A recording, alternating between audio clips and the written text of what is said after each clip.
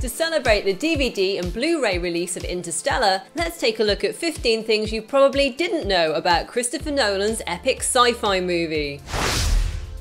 For Interstellar, Christopher Nolan returned to the same glacier where he'd filmed Batman Begins. Since the director's last visit, a volcanic eruption had left the glacier scored by grey ash, but this grittier look gave the location the feel of a hostile environment, which was what he wanted for the film's ice planet.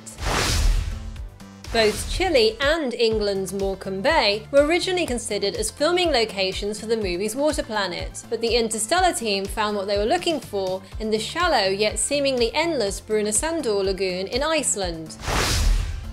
The film's costume design team had just 12 weeks to design and build Interstellar's astronaut suits from scratch. Because of the amount of time the cast spent wearing the suits, the oxygen units in them had to work so the actors could breathe when they had their helmets on. The suits also contained a system of cold water tubes to stop the actors from getting too hot, and backpacks with integrated air cooling systems were also made to keep the actors from overheating and their glass visors fog-free. All in all, the costume weighed between 30 and 35 pounds.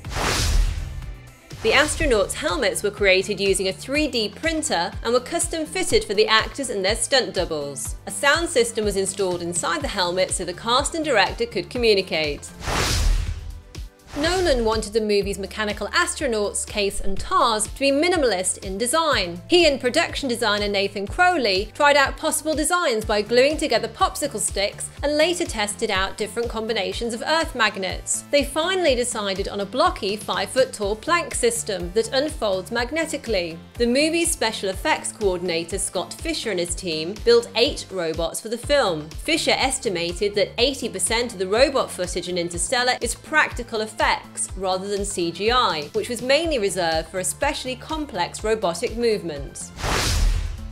On set, actor Bill Irwin not only performed the voices of both Case and Tars, interacting with the rest of the cast, but he also operated the robots via a mechanical puppeteering rig. However, for some scenes that required more movement, the 200-pound rig was operated by stuntman Mark Fichera. According to Irwin, Tars' personality is a mix of gym teacher and ex-Marine. In the final film, we only hear Irwin as Tars, while actor Josh Stewart voices Case. When we see Cooper speeding through cornfields in his truck chasing a drone, Matthew McConaughey is really in the driver's seat, but it was actually a stuntman in a special rig on top of the truck who was operating the vehicle's controls. For Interstellar's scenes of life during dust storms, Nolan was inspired by filmmaker Ken Burns' documentary about the effect on 1930s Depression-era America of the period of environmental disaster known as the Dust Bowl. Nolan even incorporated interviews with real people from Burns' documentary in Interstellar. To create Interstellar's dust storms, huge fans were used to fill the air with C90, a non-toxic biodegradable material made from ground-up cardboard.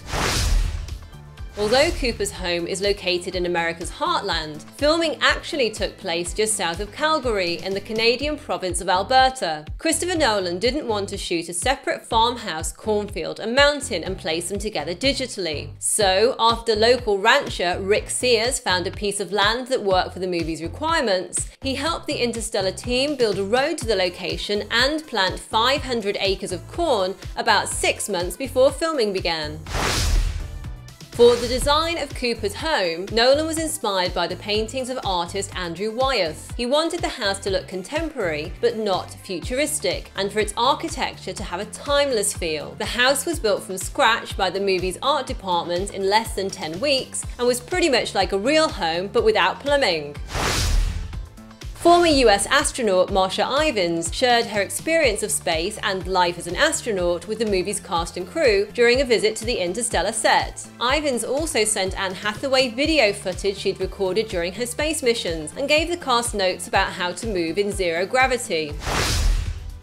Research by theoretical physicist Kip Thorne forms the scientific backbone of Interstellar. Thorne spent time with the Interstellar cast to help them understand the science behind the film, and to make sure Interstellar's universe was as authentic as possible, Thorne also worked closely with the movie's visual effects supervisor Paul Franklin. Thorne produced mathematical equations on the effects of gravity on light around a black hole and through a wormhole. Then Franklin and his visual effects team used those equations to write new software that created the film's black hole and wormhole.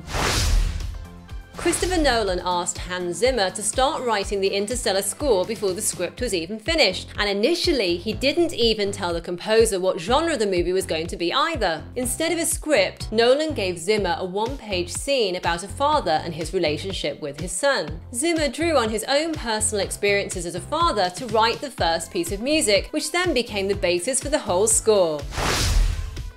The large pipe organ at London's 12th century Temple Church features heavily in the film's score and was played by Roger Sayer, director of music at the church. The organ was built by Harrison and Harrison in the 1920s for a ballroom in Glentanagh Castle in Scotland, and was relocated to Temple Church in the 1950s. Well, there you have it, 15 things you probably didn't know about Interstellar. Let me know in the comments below what you thought of Interstellar, and what's your favourite Christopher Nolan movie and why. If you enjoyed this video, hit the thumbs up button and subscribe for more things you didn't know, as well as movie reviews and interviews. Thanks for watching, yippee-ki-yay movie lovers!